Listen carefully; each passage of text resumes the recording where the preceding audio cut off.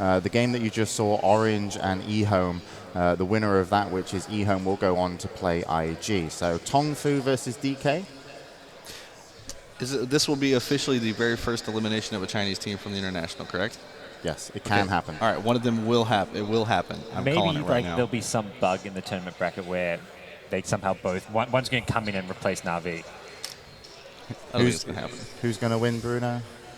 I don't know. Tongfu is really I was strong. so setting you up to say the Chinese team, but you're tired, Bruno. You're tired. Go I'll on. be back tomorrow.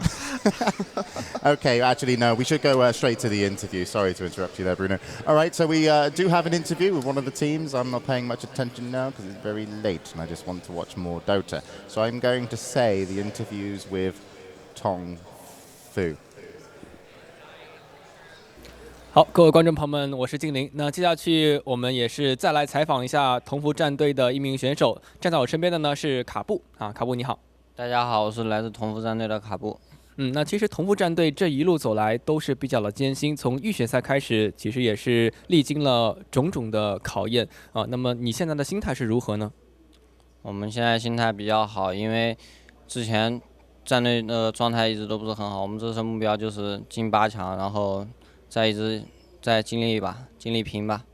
那其实你们第一个愿望已经是达成了啊。那接下去的话，我觉得你们应该也是要定一个更加高的目标。这一场比赛有没有信心战胜 DK 战队？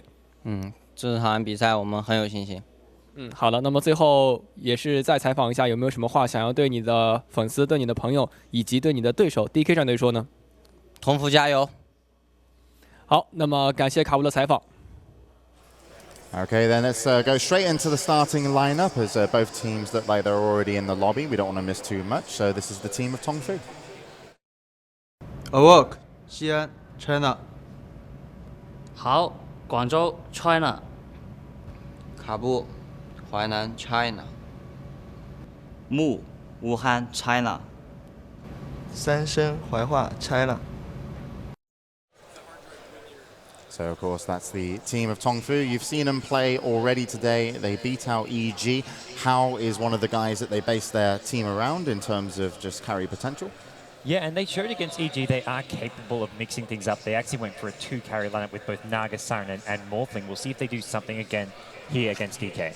I mean, if they can get the Naga as the secondary carry, I mean, that's a fantastic role, as Puppy talked about. And I feel like Tongfu were a team that ran it really well. All right, then. So that's Tongfu, and they're, of course, going to be playing against DK. And here's the starting lineup for that team. Burning, Anhui, China. Longdd, Hunan, China. ROTK, 陕西 China.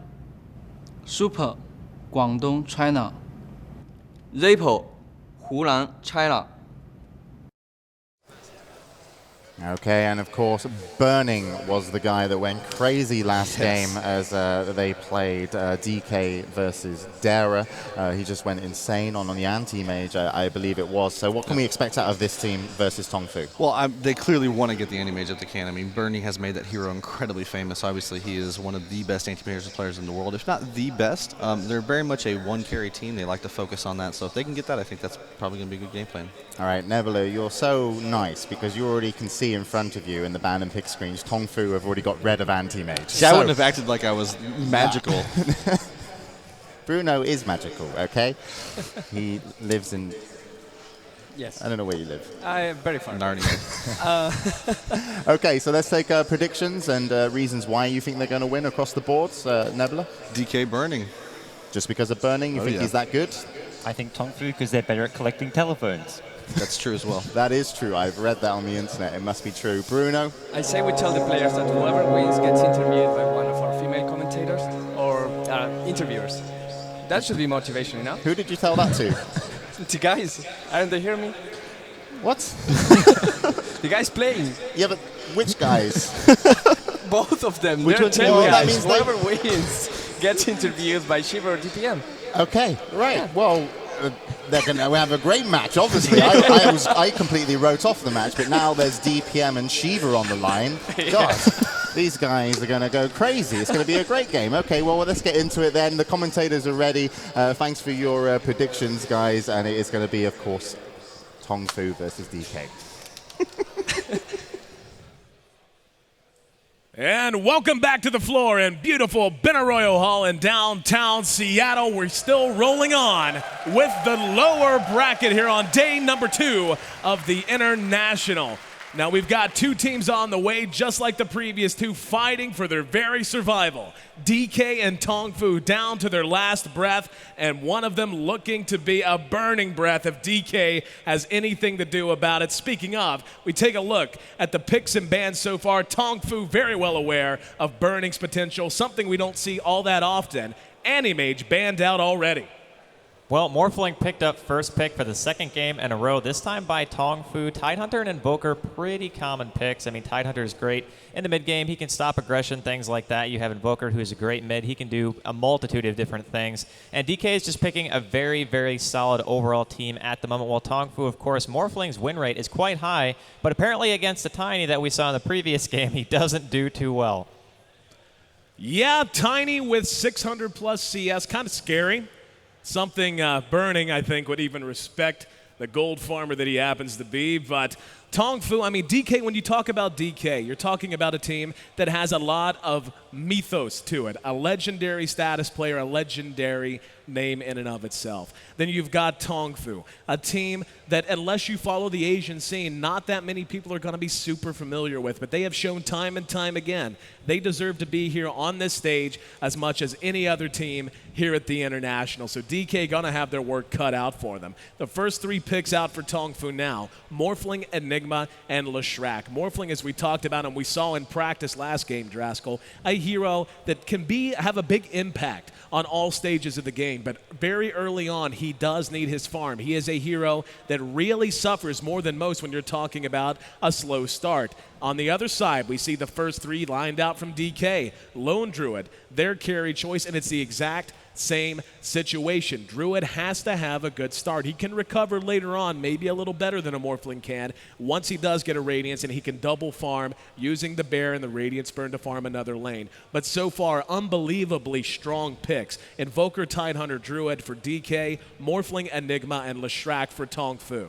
We've seen Lone Druid and Morphling match up against each other in the past, and really what it boils down to is that early Radiance timing. If the Lone Druid gets his safe lane, which I'm sure he will, it's going to be played most likely by Burning, of course, the carry player of DK, and then Morphling probably going to be played by Hao. And it's going to be a head-to-head match between which carry can get more items faster. A Lone Druid, though, does add a lot more to a push early game, and I think that Tong Fu kind of knew the route that DK was going to be taking as soon as they saw the second 2 picks. I mean, you pick Enigma, you pick Leshrac, that's a lot of push, and you need something to try to counteract that. Tide helps a little bit. Lone Druid helps as well. You can send in the Bear, you can counter push when you get that quick Radiance timing that I'm sure we're going to be seeing for this game. And with an Enigma pick, very seldom do we see him aggressively jungle. I really do think they're just going to be prioritizing that Morphling as highly as they can. And we're going to go ahead and see a TA ban out here from DK along with a Shadow Shaman ban out from Tong Fu. Obviously, DK, aside from the Tidehunter, they have no supports at this point. Tide could be a long lane. We've seen it a handful of times in this tournament as Venomancer is going to be picked up by Tong Fu. Venomancer, as always, such a strong pick. And I think this is probably the most common spot we see him picked.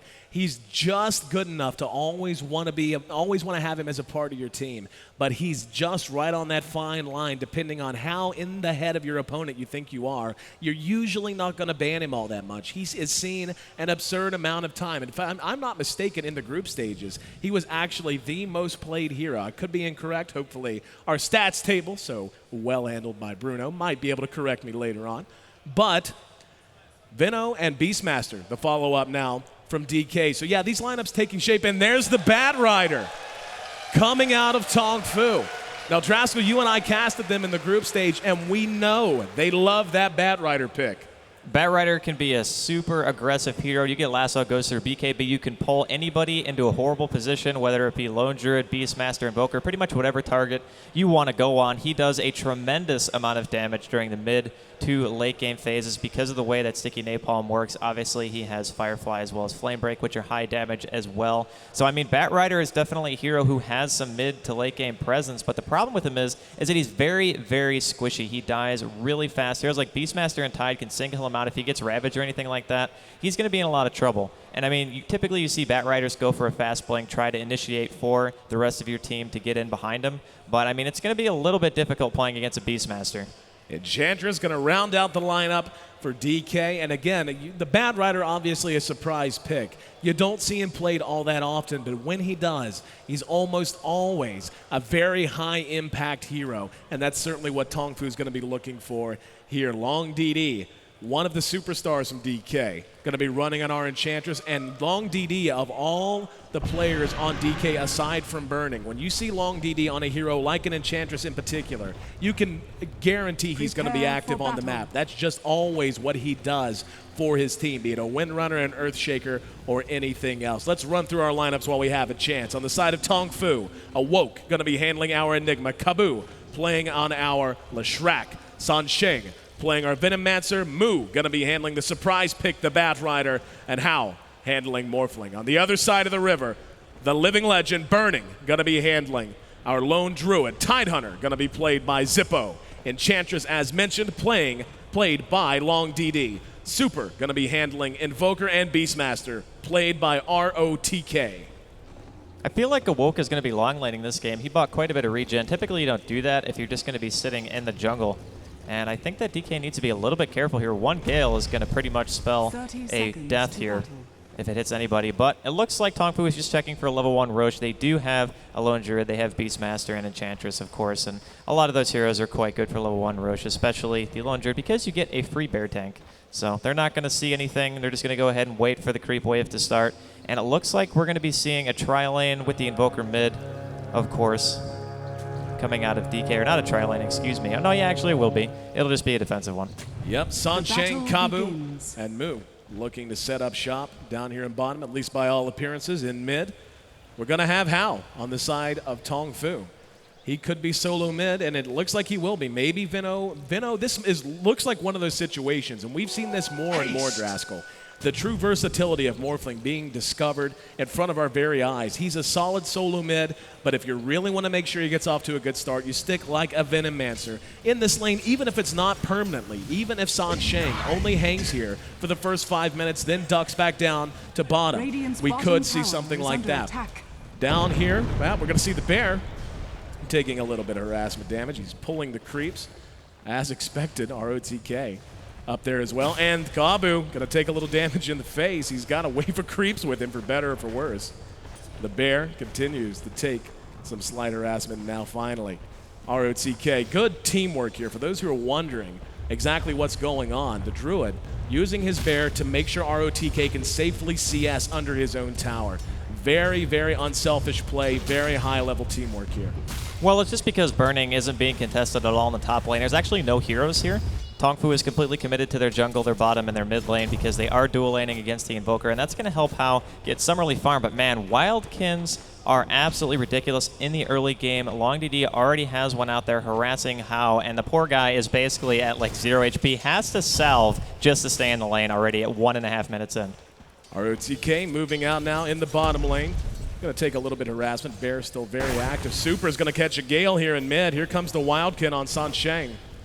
Al, as you mentioned, not liking the old Wildkin War Chief. And that's a brave War Chief, man. Rushing in, forces the tango out of Sansheng. Now he's going to drop. It's going to be 85 gold going to Veno. I'm sure he's much appreciative of that. But of course, as the game continues to develop, it's going to be Mu we're going to keep our eyes on. Seeing a Bat Rider in action, there's really nothing quite like it in Dota. As awesome as it is to see these super farmed heroes hang on, Super in trouble, taking some damage in mid. Sansheng landed the Gale. Super barely makes it back to the shadow of his own tower. Going to be able to use those Quas points to regen a bit. That was really passive out of Tongfu. Hao had a waveform in 3 seconds right there. It was only level 1, and Cold Snap was up there from Super, so maybe that's why they didn't choose to engage into it. But honestly, I feel like they might have been able to take him down there if they just committed a bit more. But they are prioritizing the Bat Rider on farm down here being played by Mu, as you said already. And they're going for a very, very fast blink. They want to try to run the mid game, and we're going to see a lot of aggression and pushing coming out of Tongfu soon. Now you got to remember, and I think you're dead right. Any other time, Tongfu chases that kill and most likely gets it. But the fact that Cold Snap was up, and this is, again, make or break time. Win or go home. This is where dreams are made or crushed. So playing a little bit more timid and making sure that they don't give away anything that could end up ultimately impacting their future here at the International. ROTK being a little bit more active now, moving around, most likely just going to go stack the Ancients. And nope, just going to turn around, about face. But yeah, DK given complete dominance of this top lane. Zippo and Long DD are going to go ahead and smoke up now. They've got the two ganking creeps that you want, the Dark Troll Warlord and, of course, the Centaur Khan. They're going to move along the backside, but so smart. With this ward guaranteeing they have a clear path to, oh, wow, Sansheng and Hao are going to be in trouble. There's the Gush from the high ground. They're going to focus on the Snake Man. That's first blood for sure. Down he goes. Long DD and Zippo, and really, that's a little sketchy play coming out of Tong Fu. That ward spot that we see on the side of DK, there's no reason in the world, knowing there's an Enchantress in the dire side jungle, you have to have that spot warded, because as we always talk about this, Draskell, that's about the most typical gank timing in all of Dota. A lot of ganks, the smoke ganks come out at around 3 to 5 minutes. That is a pretty common timing, but nonetheless, I mean, getting caught by it, it's just a little bit of a mistake. And unfortunately for Hao, he wasn't the one who got most of the aggression right there. It was just the Venomancer. And honestly, having dual lane mid might have actually saved that Morphling at death. So I suppose it could have ended a little bit worse, but DK with the kill in the books, they're not going to be too upset about that either. DK not done yet. Zippo and Long DD look like they want to dive. They're going to think better of it. At least for the moment, Awoke is moving out away from his tower. Burning is there. Invoker has picked up a DD rune, moving back towards mid. Here they come. They're going to go for it. And Enigma all the way on the side. He doesn't have a TP. Tries to eat his way to safety. Awoke just waiting on some kind of reaction if it's going to come. The Khan tanking most of this. Zippo, Burning, and Long DD are both there. The Bear just going to sit, and yeah, they're going to go ahead and back out. There's the Gale that's actually going to catch the Bear as well as Zippo. Very solid play there out of Awoke, knowing that if he could just bide enough time, get himself into a situation where he couldn't take all that much damage, that help was going to be on the way. And another kill kept off the board by very aware play out of Awoke. It was kind of unfortunate timing. The Tide only had enough mana to really throw out a Gush, and that was it. Then Burning was trying to position himself so his Bear could continue to auto-attack him while he was sitting in the side. But they had no follow-up, and the Bear was basically blocking anyone else from getting into melee range. Plus, there were 2 full spawns and conversions out, level 3, by the way, which do a lot of damage. So there was a forced anchor smash just to be able to get in there in the first place. It was a very nice defensive play from Awoke, though. And, of course, Sansheng coming up top to help his friend as well. Long DD continues to move around, and really bottom lane. Down on bottom, we're going to have a kill picked up by Moo. Or excuse me, Leshrac actually locks that down. Had to know that was going to happen. Beastmaster was struggling quite a bit. Level 2 only when that kill took place, trying to get forward just to get himself some experience, and unable to do so. Awoke is now set up shop back in the Radiant side jungle, wanting to make sure he gets his farm. Sansheng is rotated to top now, leaving Hao all alone here in mid against Super. Taking a look at the CS, we can see it's actually going pretty well for Hao, as expected. So the duo lane working out. 22 last hits to 19. Certainly not where he wants to be. Preferably, he would like to be near Burning, sitting on 48. The guy farms like a madman and showing it now. But just behind him is Bad Rider sitting on 33. They really wanted this lane to be more successful. The fact that Venomancer died, then he went top. I mean, it's basically just been a 1v1 for the most part, and because of the fact that the support was there in the first place, Hao is now under-leveled comparison to Super, who's level 6, and Hao's only level 5, and that does make a pretty sizable difference. An extra rank into Quas gives you the regen to live through Morphling's harassment and things like that, so it's not an ideal situation, to say the least, and it is 1-1 now. Tong Fu managed to pay one back by picking off the Beastmaster bottom, but they're going to really have to rely in the mid-game on the Spat Rider to be aggressive. Hao takes a lot of damage there, able to waveform away, though. Super feeling that he's doing better in this lane than was expected. Sansheng now forced to rotate back to mid to protect Hao and make sure he can get what farm he can. But again, that just hurts in the experience department, so he's not going to be as high level as you would like to see out of a Morphling left alone for any period of time. In the meantime, Zippo, Burning, and Long DD look like they're ready to take a tower. Glyph is popped, but no TP reaction yet, and it doesn't look like there's going to be one. Sansheng making his way to the tier 2, so they're going to try and prevent any kind of second tier push. TPs will probably come if Zippo, Burning, and Long DD continue to try and force the issue here. Wildkin, Warchief, and Bear. Yeah, we already see the Warchief with the tornado out. They want this tower. It's going to be tough for TF to try and contest this as well. Sansheng keeping his distance. There's no glyph to pop. we finally see some help coming in the form of Awoke, as well as Hal. When are they going to get there? They're going to get there in time. And DK set up defensively. Zippo's going to spot Awoke. Here he comes. There's the anchor smash. Hal bringing up the rear. And the Malefice on Zippo forces the engagement. Bear's now engaged. There's the enchant on Awoke. Waveform in. Hal wants to get a kill. But now with the Nature's Attendants popped. Good split Earth, though. Going to lock Long DD down for the moment. Edict just too much. Now the Bear under assault as well. Going to be TP'd back to his owner. So DK did some damage, but overcommitted just a bit. They were retreating and maybe just a little bit too belligerent on the way back home. Cost them a death. That push just took a really long time. No one even bothered TPing to that tower. They just straight up walked there. They had no reason to TP. It was taking too long to kill the creep wave, too long to get there in the first place. Blink already picked up on the Spat Rider at under 9 minutes, has his Tranquil Boots as well, and this is going to be the kickstart basically of Tongfu's aggression. They want to try to kill Burning, they want to try to kill anyone basically that they can before that Tide hits 6, because as soon as the Beastmaster and the Tide hit 6, counter initiation coming out of DK is going to be really strong, so this is really the time to shine here for Mu. I'll tell you what's really terrifying if you're in Tongfu's shoes, even though you're not, in DK's shoes, you're not going to know it. But that Bat Rider's first blink, that's going to be devastating. We see it time and time again. You call it the gimme blink or the gimme death, just because there's no way to know for sure if you haven't had time to spot Mu once he gets the dagger. It looks to me like Mu hasn't really shown himself too much, so there shouldn't have been too much time to check his inventory. But if he can get in a good position, and yeah, he's keeping himself relatively hidden here. We'll see if that's going to continue to be the case. Yeah, they're going to smoke up. Mu heading to the north and going to be taking Awoke with him. Sansheng just checking through the jungle on the way. They want to dive if they can find someone. Unfortunately, nobody's home. They should be able to push the tower at the very least, and Tongfu knows right now that they have a little bit of a window here where they can actually try to push, take a team fight, and be very successful with it. But on the other hand, DK is pushing top. They have 4 up here. They're going to be going into the tier 2, and since there's no TP reaction coming out of Tongfu just yet, I think they might just go ahead and trade, and yep, they are going to go ahead and trade towers. We'll see if there's going to be a reaction here to the tier 1. Tongfu. Yeah, they're going to have to go back home. They can't just stand back. Mu's there, lays the trail. Bear banging on the tier 3 now. In the meantime, the glyph is going to be popped, delaying the death of the tier 1 in bottom. And they're just going to go ahead and pull back. Yeah, I was going to say, I'd be surprised if they pull back and don't try to deny this tower. TP's come in, so DK going to be there just in time. And, oh wow, Veno actually gets the tower destroyed. Long DD and Super were both there, but the Veno wards just one step ahead.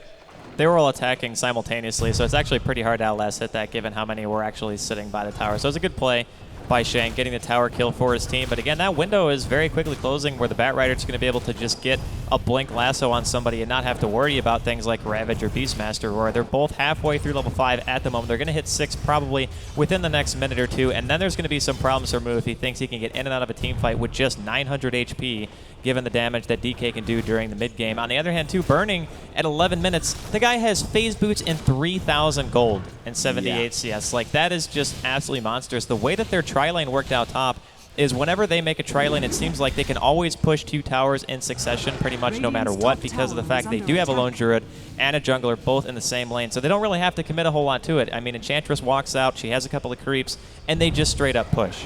DK's about to get very, very scary, as you pointed out. Burning very close to his relic and not far from his radiance. Zippo level 5, halfway to 6. ROTK, same boat. Just about ready to bring those big team fight abilities to bear. Right now, though, the advantage is with TF. TF's Enigma is level 7.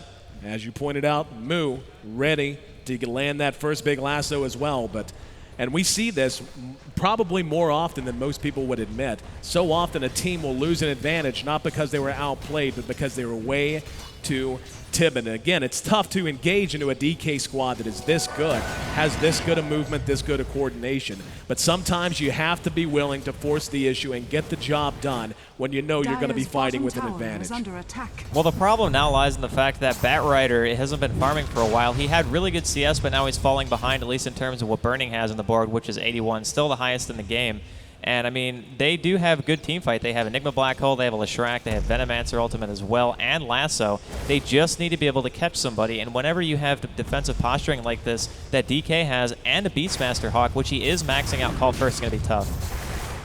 Well, the the Relic, only a couple of hundred gold away here in mid. We're going to have a lasso attempt. Zippo's being drugged, but there's just too much. Hal's doing damage. Super, though, with the tornado bought some time. Down goes Zippo.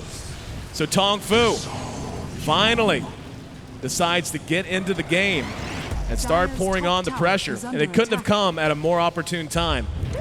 Tide and Beastmaster both, and now Kabu's in trouble.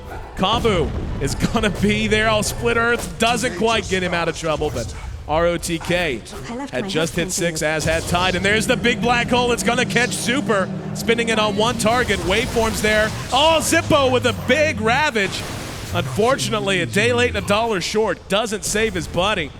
And Morphling, in the meantime, has managed to destroy a tower. So 4-2, the current kill lead in favor of Tong Fu. The gold about as close to even as you're going to ask. Only 500 separating these two teams at the moment.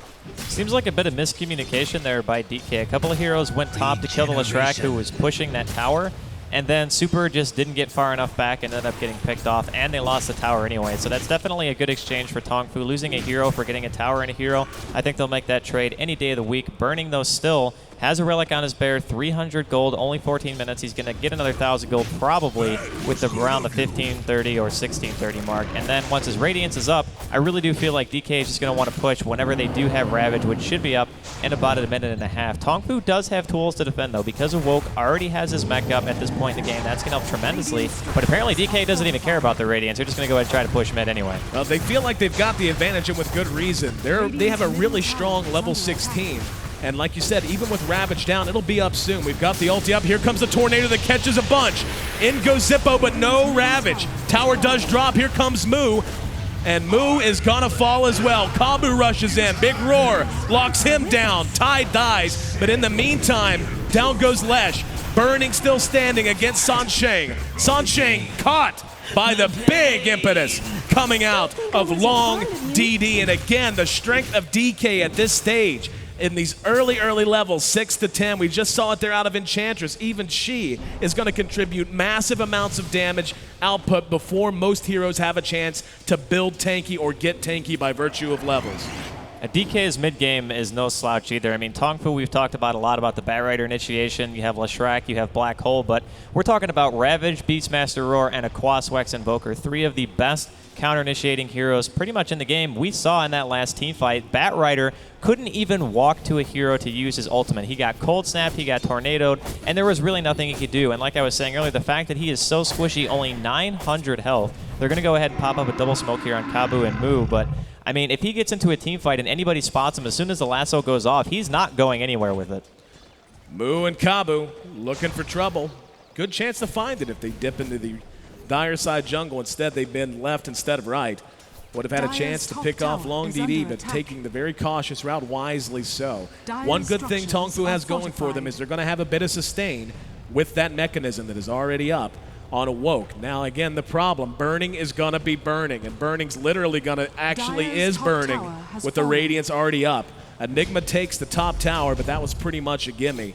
And I'm with you, Draskell. I think DK is just going to go, okay, now it's time to push. We've got our Radiance. We're up against heroes that don't have a big health pool. Batrider, obviously the one that comes to mind. Like you said, how's he going to blink in, lasso, and somehow manage to get out with only 986 hit points, especially now that you have the Radiance burn to deal with. DK takes the tier 1 bottom, and I would be really surprised if they stop. Tong Fu has good push too, so it could just be a base race and see which team blinks. Well, I'm pretty sure DK is going to have to TP back first because the tier 2 did just drop, which means that they're going to get to the base faster. I don't think that Kabu and Awoke are actually going to keep going. It would be definitely a risky play. But at the moment, if they just rotate down mid, kill another tier 2, that trade would definitely favor them. 2 tier 2s for a tier 1 and a tier 2 is always going to be just a little bit better. So I'm expecting to see DK come back a little bit soon here. Yeah, there they go. They're going to go ahead and start TPing now. But what happened this game so far is like Tong Fu put their Batrider bottom, and they said Moo is going to be in the safest spot possible to get his blink as fast as he can, and then we're going to try to run mid-game. And we haven't really seen the Batrider do anything but get like 1 kill so far. No, I couldn't agree more. It's he's been very bottom quiet. river. Looking down at the bottom river. Here we go. Hal's going to be caught out. Ravage was popped. Hal roared down as well. Can he stay alive? No, he can't. And Kabu rushing in with the E to good Split Earth. Going to lock down Zippo on the backside of things. So we're going to see a 2-for-1 trade. favoring Tong Fu. Not a bad trade at all. They did lose their Morphling, killed the Enchantress in the Tide, but at the end of the day, that is still slightly better. 2 heroes for 1 is always going to be an exchange that you want to make. It's really unfortunate, though, because this Morphling is just not that farmed. He has good CS, but they don't really have the same amount of gold difference because of the fact that, well, DK has been out farming them. They've gotten a lot of towers. The towers are even at the moment, but with that Radiance up on Burning, they're going to continue to push. They're going to get more map control. He's going Linken's as well, which doesn't really add a whole lot to your teamfight presence. It does block a handful of spells, but at the end of the day, he needs to be an impact hero in this game, and I really don't feel like getting a Linken's first is going to give him what he needs. Yeah, we see that very commonly. In fact, we saw it before. Getting a Linken's first works in some circumstances. When you're off to an amazing start, Linken's first makes sense. It's 19 minutes and you have 75 CS. That is not an amazing start. What does that give you? You're staying alive to what end? It helps you with your survivability, sure, and just the dynamics of the item, guaranteed to help Morphling a bit when it comes to damage, when he morphs those stats into agility and what have you. But when all's told, you're talking a very strong mid-game team that is now smoked up and ready to come breathing down your throat on top of Radiance Burn. So DK moving through the secret shop area of the Radiant side. We see the pings going off on the tier 2 mid. Tong Fu has a suspicion as to what's up. There's the very aggressive word, and Moo caught way out in the middle of nowhere in no man's land. And that's an absolutely free kill for DK. He's going to be down for 38 seconds. They're going to grab the creep wave and going to be looking to push somewhere. At the very least, Awoke managed to force some reaction out of Burning, made him TP bottom, but I mean, really all that's doing is giving him more farm, and I don't think Burning is somebody you want to give free farm to. The problem right now lies in the fact that they have nothing really to stop this Roshan attempt. They have a medallion up already on ROTK. He's going to have his mech really soon after that. I actually think he did pick up the recipe, so it's going to be sent to him here shortly. And this is a Roshan that, simply put, Tong Fu can't contest. Ravage is going to be up. This is an ideal situation for DK to basically engage into a team fight because of the fact they do have a lot of AoEs. They have Tornado EMP. They have Ravage. Rosh is going to go down. There's not going to be anything that Tong Fu can do at all to stop this.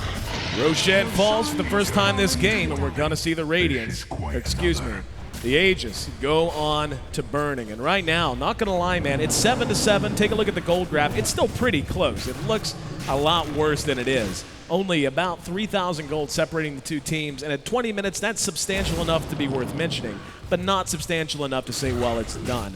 However, Burning now with 2 lives.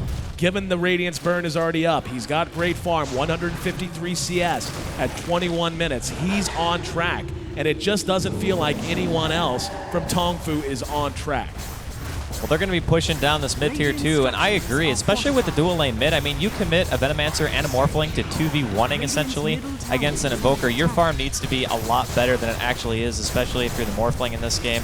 It's hurting them quite a bit, and this is what we've seen time and time again when you have a Lone Druid who gets a start that he wants against a Morphling. If he doesn't get the same start, he can just push him down, and there's not really anything he can do about it. The rest of Tong Fu doesn't really have a choice here. They have to sit back, they have to wait until the Morphling can fight, until the Enigma gets up his BKB. He's going to have it relatively soon. So as soon as Enigma does get the BKB, I think they might be able to take a team fight. They're going to have to really be careful about how they engage, though.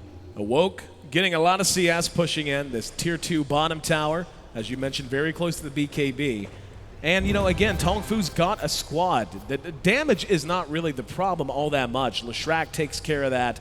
Morphling, even though he did opt for the Linken's, is going to get his shots in, no doubt about it.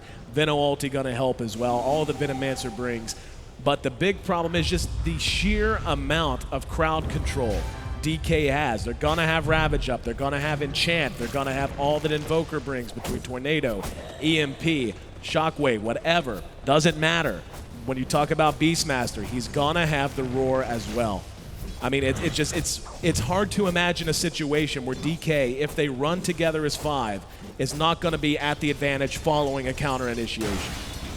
Well, there's only so many targets they can engage onto as well. That's really the problem. I mean, they can't really grab the Tide because Kraken Shell, the way it works, it'll just break it, or break the lasso, or break whatever stun that gets thrown onto him, and then he'll be able to Ravage anyway, so that's too much of a risk. They have to go for the Beastmaster. They have to go for the Invoker. Those are really the 2 priority targets that they're going to have to try to focus down.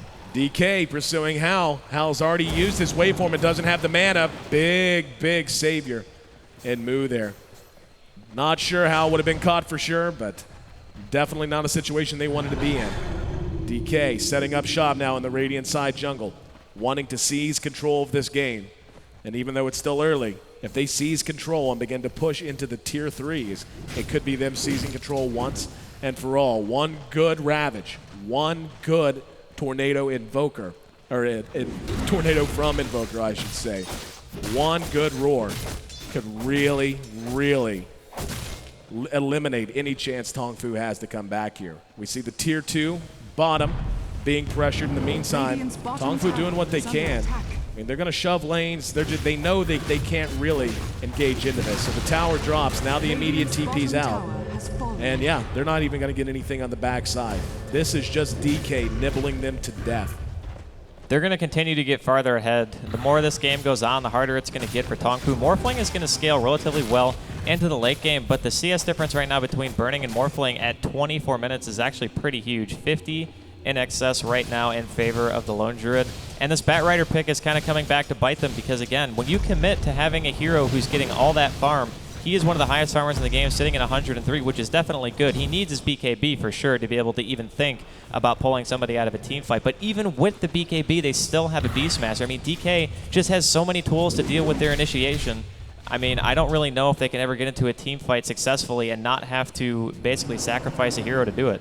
Kabu does have his BKB up, so he's going to be able to continue to deal damage even through. A lot of what DK can bring to bear does not include everything they can bring to bear. However, 183 last hits right now for Burning, and the gold graph, again, you look at the gold, it looks so very close, and really it is. Either team could break this open. Probably the idea that needs to be put across is just how thin a line Tongfu has to tread. They can't be too defensive, otherwise Lone Druid just going to eat their base alive. They can't be too aggressive, though. Otherwise, one good Ravage, as mentioned, one good Roar, could basically lead to a 2 or 3 hero pickoff and a guaranteed lost Rax. They have to be there to take whatever is given to them. And so far, DK has just done an excellent job of not giving them anything. In fact, it looks like they're sick of not being given anything. Tongfu smokes up, going to go look for trouble. I like this call from Tongfu. They have an experience advantage at the moment. They've been doing a really good job of staying efficient and farming all over the map. And the last time I checked, the goal was slightly in their favor, but DK is coming back because of the fact that this Lone Druid is farming so much. But Tongfu in general, like, their farm isn't bad at all. They have 4 heroes over 100 CS at the moment. They're going to be looking for somebody top lane, but unfortunately they're not going to find anyone. And it's really funny too, because if you look at the creep score and then you look at the golden experience, like, Tongfu is ahead here, but they just don't feel ahead. They never really think that they can walk into a 5 versus 5 engagement and come out on top. This is what really results from just, you hate to call it a straight out pick because it wasn't that. It's DK executing a game plan that has a timing window. And it just so happens a well-picked team is always going to have some kind of timing window, but it's going to be much wider. And really, DK has been in that window for quite some time, and they are going to go ahead and force the fight. Glyph is up, now down. They're banging away, Radiance burn. There's the Tornado, going to catch Hao. Hao waveforms away from the EMP. There's the Replicant. Alacrity on the Bear just eating that tower alive. DK doesn't even have to get anywhere near it. The Radiance burn doing damage as well. And oh, they pick it off and deny it. As nice as that deny was, and that adaptive strike to kill off the Bear, it's still a tier 3 tower gone. And it's like, okay, so you didn't lose Rax. That is not a good sign for your game plan if it includes the words, we didn't lose Rax. That's good. It's a really rough spot for Tongfu to be in at the moment. Engaging into the kind of team that DK has is ridiculously hard. They have so many ways to counter-initiate. Plus, they have a lot of damage output, too. Of course, Burning has his Radiance. You have Enchantress right now, who has Drums and Treads. Level 2 Impetus as well, which is pure damage, so that's going to be hurting quite a bit. Beastmaster has a Medallion, so whoever they're actually focusing down is going to have less armor. He has the mech and a gem. They're counter-warding all over the map. There is essentially no vision at all for Tongfu at the moment. They're playing completely blind. And this is kind of what I mean by, even though statistically they're ahead, they just don't feel ahead, because we just saw it right there. They're like, yeah, well, we can't really do anything about your Lone Druid killing our tower, so we're just going to go ahead and sit in our base and watch it happen. Taking a look at the gold graph. There's about a pixel of it. Looks like it might be below 0, favoring DK for the first time since about 8 or 9 minutes in. Experience very much in favor of Tongfu, however. So, I mean, again, this is DK's show, basically. They're going to be running the show for quite some time. Morphling with that poor start. Just look, he got the Lincolns, he's got 2,500 gold. That's all well and good. But he's so far away from being a major impact still yet. What's he going to do? Obviously, he got the Lincoln, so he's probably going to skip the Manta BKB, possibly go for F. But even if that's the case, he's still got a ways to go before he's really going to be able to do anything. And that's just more time for DK to continue to seize control of what's going on in this game. So they are going to go ahead and be spotted out by the Leshrac Illusion. DK and Tong Fu both very close. We're going to see the TP reaction down to bottom out of Moo. Hal's there as well. And no blood spilled, at least for the moment. Very quiet game. 7-7, 14 kills total in 28 minutes. So less than 1 kill per 2 minutes. The one nice thing that Tong Fu has going for them right now is the fact that the heroes that really need BKBs are finishing them. I mean, Enigma has had his BKB for a while. Leshrac now has his BKB. Venomancer has a pipe. So they're still getting their farm in. And the thing about DK's roster is it is a lot weaker once you start seeing BKBs on those heroes because Tide Ravage doesn't become as effective. Obviously, it's great against Evoker as well. Oh, here we go. Big Ravage gonna catch most of them. Awoke still there. There's the roar as well. DK gonna be caught out in a big black hole. Zippo's gonna drop. Long DD in trouble. Kabu's down, however. Long DD might drop, but in the end, Tong Fu just can't stand up. Deafening Blast pushes him away. There's an adaptive strike kind of as a parting gift, but 3 for 2 the trade. The problem is they got the Tide after the Ravage. Dropping Tide after Ravage is almost a good thing for DK. It means they spent time focusing him instead of other heroes, and now DK looking to extend their life is gonna go for double racks, and I don't know that Tong Fu can stop them. Leshrac, almost all of their damage at this stage, and he's down for 15 more seconds. Awoke's coming out, but we can even see his life just being melted away by the Radiance. So they get 1 set of racks and drop the tier 3 tower at top as well. DK completely in command of this game now. That's why I said Tong Fu can't focus Tide. I mean, that's a hero that you simply can't go on because of the way that Kraken Shell works. It pretty much guarantees that unless you die instantaneously, you're going to be able to get your ultimate off regardless of whether or not you get stunned, unless you chain them perfectly together. And there's really no way to know. So, I mean, with that being said, it was just a really kind of a poor engagement there from Tong Fu. They ended up getting pretty much quintuple Ravage. Every single person on their team almost got hit by it. There were a handful of BKBs, but everyone was within their range. And, I mean, with BKBs up, the rest of the team was stunned. The right-click damage coming out from Burning with Medallion, of course, is extremely high at this point. Beastmaster now has points into his aura. Roshan's going to respawn, and DK is going to look to take the next team fight around that. The one nice thing, though, for Tong Fu is that they don't have Ravage here, so we'll see if Tong Fu can take a fight without Tide Ultimate up. DK banging away on the big boy. Here comes Tong Fu. EMP Tornado, and there's the Blinken. They're going to grab Super. Super being drugged behind Moo. He's in no man's land, and he's going to drop. Zippo in trouble without Ravage. He can do nothing but run. ROTK with the big shot from the low ground. Zippo somehow manages to make it to safety. ROTK now in trouble, trying to make a run for it, and we see Hao come up to the high ground. Almost found himself in some trouble there. Wave formed up very aggressively and ran into the wrong team. And Awoke might be in trouble. Blows the Malefice. Tornado. Oh, wow. He's going to try and TP out. He's not going to make it. He drops. Lone Druid dominating the game according to the announcer, and dominating the game according to us is just gone berserk. Radiance and now Assault Cuirass up on Burning, and soon to be his second Aegis of the game.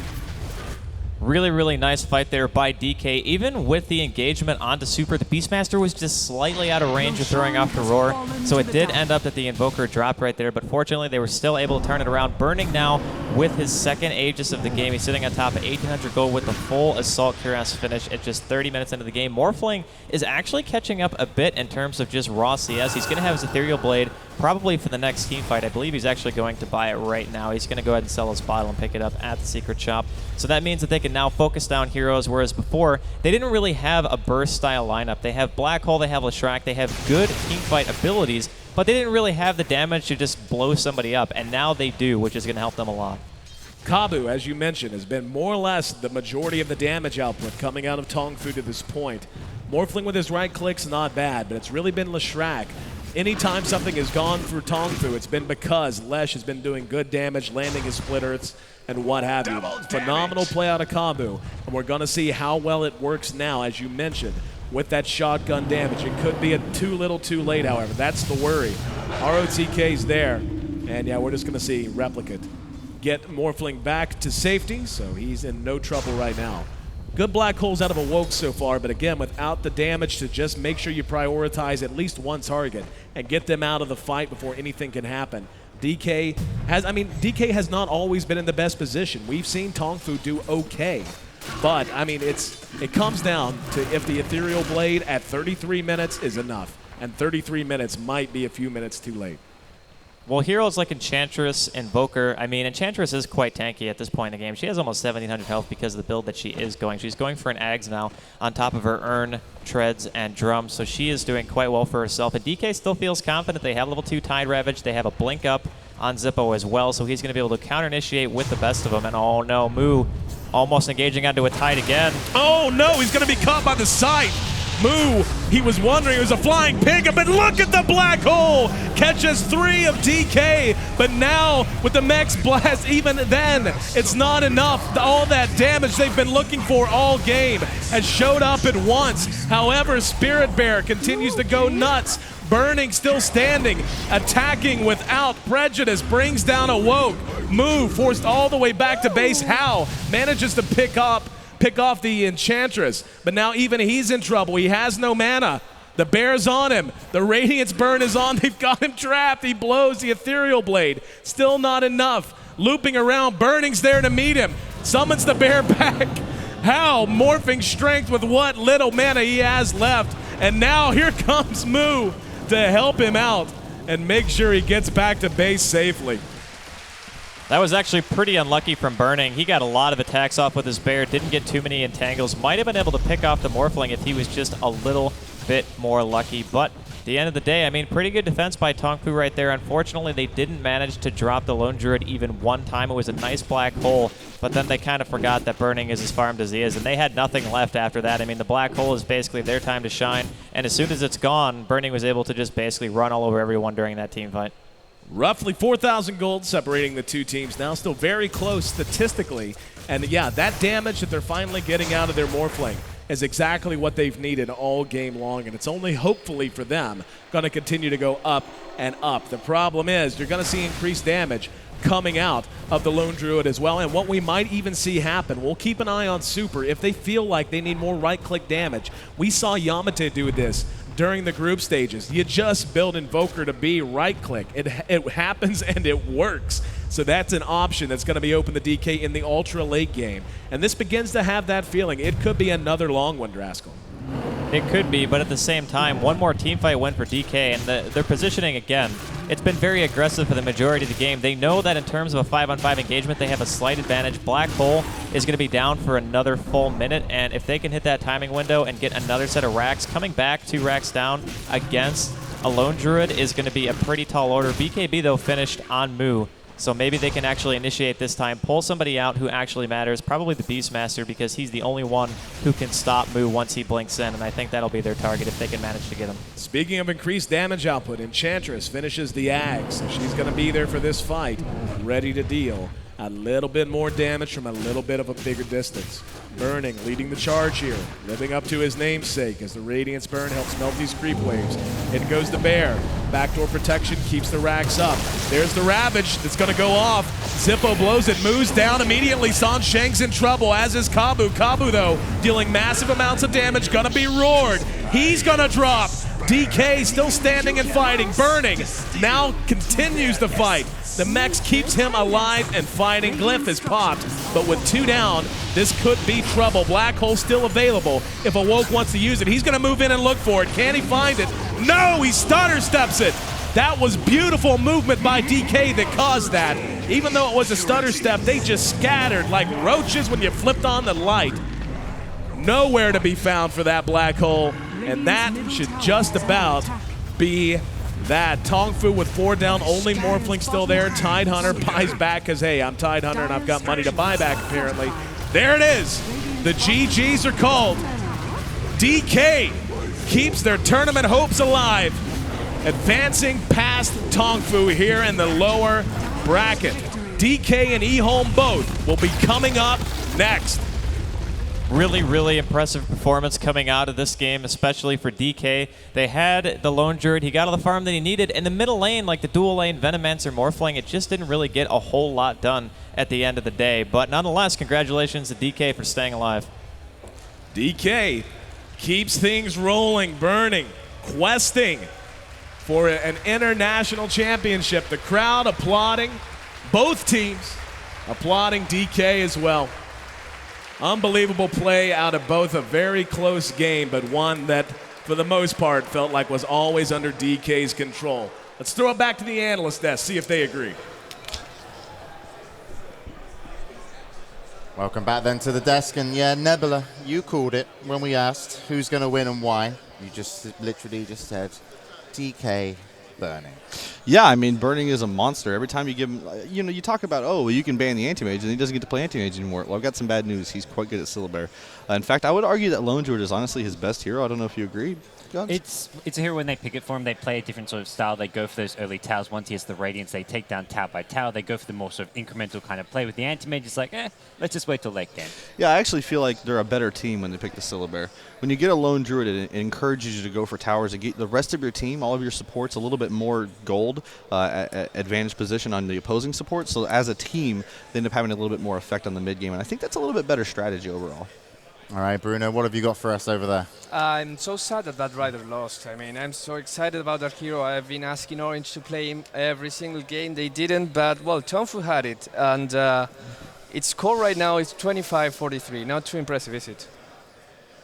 No, he's only been played 3 times so far. Yeah, but not all time. Yeah, it's only been played 3 times, now 4, and it's 1 and 3. All right, so it sounds like they should never pick that rare. Is that what we learned today? I guess. All right, well, yeah, that was the story. But, of course, congratulations to Tongfu for making this far. Still a great performance. They will be tied up for 7th and 8th. But then, of course, DK will now guarantee themselves a top 6 finish, and they'll be playing versus Zenith later. I do believe we have a winner's interview coming up in just a moment, or even now. But I'm not really sure, because it's really late. Now. 5秒钟。好，各位观众朋友们，大家好，欢迎回来，我是心灵。那么首先要祝贺一下 DK 战队是战胜了同福。那目前站在我身边的这名选手呢，是来自于 DK 战队的 Zippo 啊，先给大家来打一个招呼。大家好，我是来自 DK 战队的 Zippo。那应该说，DK 战队在刚才那场比赛中是赢得非常非常漂亮。那 Zippo 能给我们来简单回顾一下吗？因为这把他们就是，水人大战熊德吧，可以说是。然后他们也办了敌法，可能也是针对性的想用水人打我们，然后我们就是也想好了用熊德打水人吧。好的。那么其实熊德的出现在DOTA 2的比赛中，其实像巴老板的话也是针对过德鲁伊的体系评述过，比如说像小熊比较容易被打掉。那针对这种情况出现 ，DK 战队会采用怎样的策略来应对呢？一般就是2只熊的时候，然后才跟。就上高的时候，一般是2只熊，然后跟对面打嘛。如果就是对面打掉我们1只熊的话，我们会选择撤退，然后等有2只熊 CD 的时候再上对面的高地。好的，那么刚才那场比赛，Zippo 来给自己以及全队打一个分，你觉得按100分的话，自己是发挥了多少分？80分吧。好，那还是非常谦虚的。那也是希望 DK 战队在接下去的比赛中能够一帆风顺。谢谢 Zippo。All right, then. Thank you, Anderson. Couldn't help but notice there, Bruno, that prior to the game, you were pimping out our female interviewers to the potential winner of the match to encourage them to win, and suddenly Anderson. Yeah, he was easier to agree with. He was agreeing to you being his pimp. Yeah. All right, well... Is it also because he's the only one that speaks Chinese? Yeah. That Zippo sounded a little upset. Zippo did. Sorry? He seemed very angry. Zippo was... Look at him. Yeah, you're going to have to apologize. He was quite callous. For that, Bruno. I think you misled the team. But they, of course, are now in the top 6 spot. Will guarantee themselves $35,000. I'm sure that will make up for it. You can spend plenty of money at Bruno's pimp house back in wherever he comes from. But let's look at some of the highlights then. So I wonder if we're just going to see Bruno Yes. running around, Burning running around, killing everything. Now we see Batrider trying to initiation here off the 4-step, but a 3-man black hole catches DK out. Unfortunately, they don't really do a whole lot of damage off of the back of this. We do see a nice, actually we see a Batrider throwing in a pretty powerful nuke there, taking down 3 heroes, so actually it's pretty good. But this is where Burning kicks Yeah, the in. thing about this is they're not focusing Burning. Syllabear is running around doing whatever he wants. As we can see, the bear goes after a nice entangle there, catches the Enigma, burns him down. The slow rate because of that Batrider is a little bit annoying, but at this point, Hao is actually quite farmed. He was keeping up with Burning for the most part, but Morphling, despite being one of the best international carries, I mean, obviously he has shown through this tournament that he is really fantastic. It's very difficult for him to match up against the Syllabear. I believe Bruno referenced it earlier because of the entangle, catching out and catching the Morphling and really stopping him from getting away, as we're going to see here. I believe we get an entangle. Oh yeah, Batrider nope. blinks in here just to make sure he gets out of there. And I mean, you mentioned they That don't maybe it's a focus the lone druid, but I feel they can't. He's the Yeah. tankiest hero there. It's much more important that they actually take out heroes like the Invoker, the Enchantress. Those are heroes who can dish out a lot of damage, a lot of crowd control, and they're pretty easy to just burst them down. And I feel like this is another reason why they play better when they have a lone druid, because you have a hero that is naturally you don't want to focus against, and DK are a team that are so burning centric that when they play their strategy and execute it well, you have to focus burning. But if it's a lone druid, that's really not an option. Okay, so once again, congratulations to DK. We'll see him play a little bit later. We can take a look at the updated brackets and just to see who's playing who. We've got 2 more games coming up this evening.